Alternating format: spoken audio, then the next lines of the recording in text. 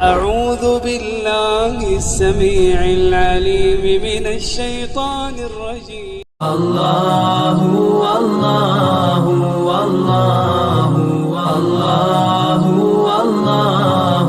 پریشانی اور غم دور کرنے کی دعا.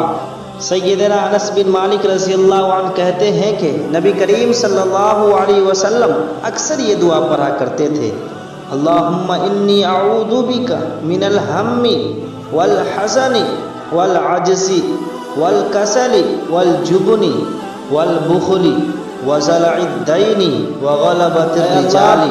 میں غم و الم، عاجزی و سستی، کنجوسی و بزدلی، قرض کے بوجھ اور لوگوں کے غالب آنے سے تیری پناہ میں آتا ہوں. اس دعا کو کثرت سے پڑھنی چاہیے اور پورے یقین کے ساتھ پڑھنی چاہیے. انشاءاللہ اللہ ہر غم پریشانی کو دور کر دیں گے. امید کرتا ہوں کہ آپ کو یہ ویڈیو پسند آئی ہوگی. اگر پسند آئی ہے تو میرے چینل کو سبسکرائب کیجیے، لائک کیجیے، کامنٹ کیجیے اور اپنے دوستوں کے ساتھ شیئر کیجیے.